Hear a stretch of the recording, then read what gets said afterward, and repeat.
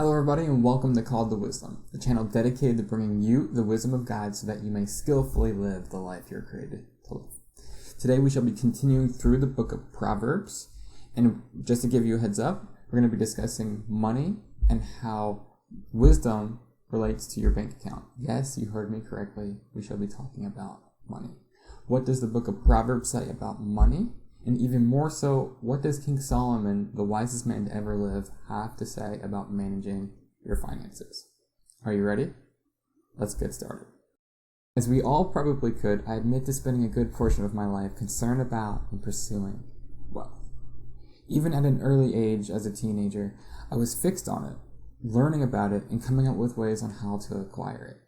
In high school, a good friend and I even started a small business fixing old phones and turning them around for cash online and in the streets. My goal was the classic American dream: acquire wealth and succeed at any cost. Even early on, I decided that my future career would be to go to the very source of money, accounting.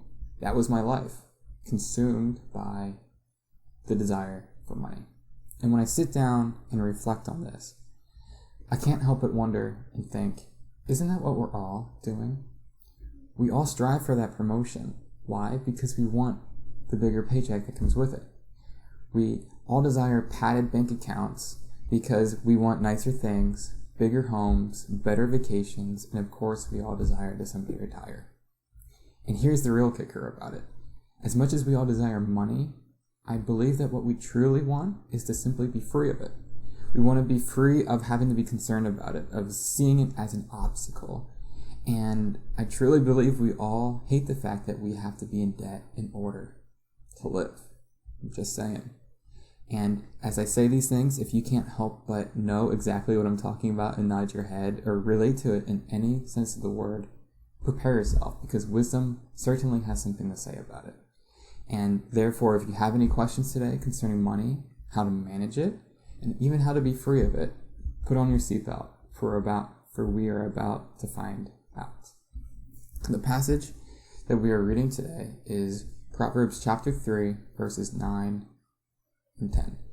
And the following is what King Solomon has to say about how to manage your finances. Here we go. Honor the Lord with your wealth and with the first fruits of all your produce. Stop right there.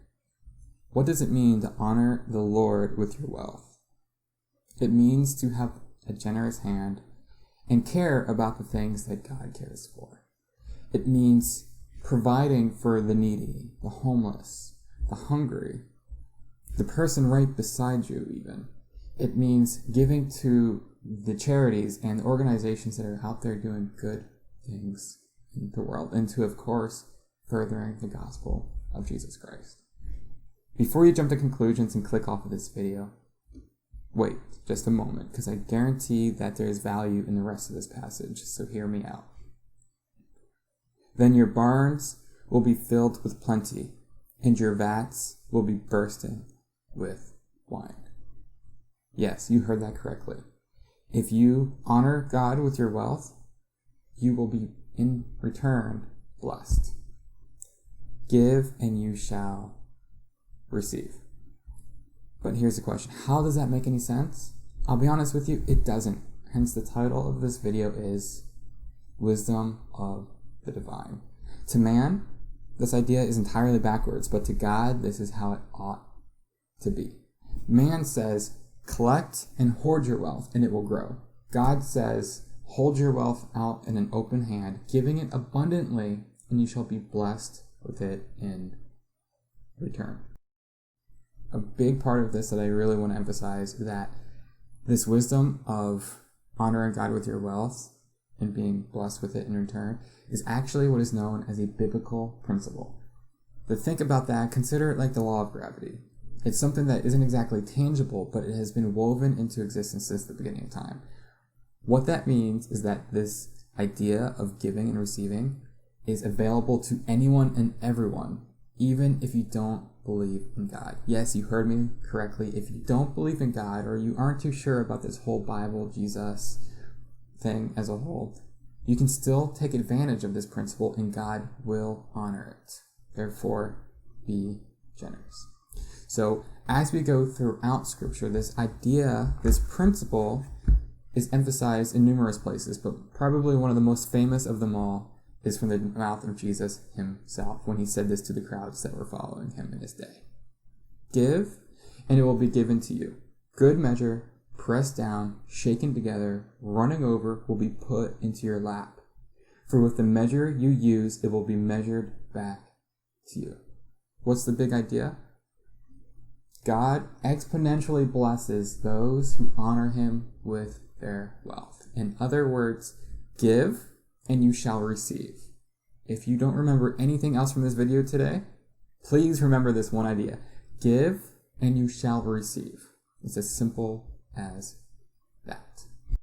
So with all of that being said, what is it that you need today? Do you need a financial breakthrough? Do you need to set your priorities straight financially? Does your bank account need salvation this day? Or maybe it's your heart that needs a little transformation because of the greed that clutches it so tightly. A little bit of compassion can and will go a long way. And to be honest with you guys, this life is simply a small blip on the radar that's called eternity. Your life and your wealth are fading before your very eyes, and you can't take any of it with you once you die. In other words, hold out your wealth loosely in your hand. Because what's better, to hold it tightly and lose it in the end, or to make an eternal impact in the days that you have here? Stop worrying about your Christmas savings, about your college tuition, about retirement. For God can and will provide all that you need. When God says that he will do something, you can take that straight to the bank. So another point that I would like you to be aware of is this. Everyone should and ought to take this principle to heart, right? But here's the thing. To give and receive, for all those who follow Jesus, there's actually a bonus to this principle. And that is, Jesus taught his disciples that whatever you keep on this earth, you will lose when you die. But whatever you give, not only will you reap the benefits here and now, but you're actually forwarding all of that wealth to heaven. In other words, you will lose what you keep. What you give, you will exponentially gain the moment that you wake up on the other side of eternity. That is a pretty good deal.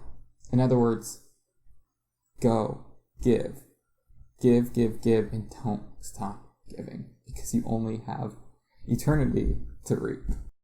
Moving forward, there is another big part of this principle that I really want to emphasize to you, how it affects not only you, but the world as a whole. So imagine if you were going above and beyond giving and receiving. If you were being generous to the poor, the needy, the homeless, those around you, giving to charities and organizations doing good in this world. Now imagine not only if you were doing that, but if your neighbor was also doing the same, and their neighbor, and their neighbor. What would the results be? Now, to everyone following Jesus, what if the entire church had this principle at the forefront of their minds? We would literally flip the world upside down. But it starts with you.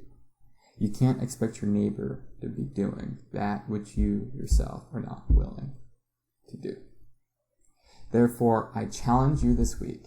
Go, give, and receive. Put this principle into action, and I guarantee God will honor it. And if you don't see results in 1 week, at least you can rest at night knowing that you have done good in the world. Now, 2 more seconds. Just give me 2 more seconds to emphasize something. If you're giving and then receiving everything that you have given, even more so, have you really given anything at all? You break better than even. In other words, what do you have to lose? If you gain more than you even gave in the first place, you have literally nothing stopping you from going and putting this principle into action this week. I'm just saying. So, with that, we are done. If you enjoyed this video, if you learned anything from it, please hit that like and subscribe button below. And don't forget, calledtowisdom.com offers free devotionals for the growing Christian. I'll add the link in below as well.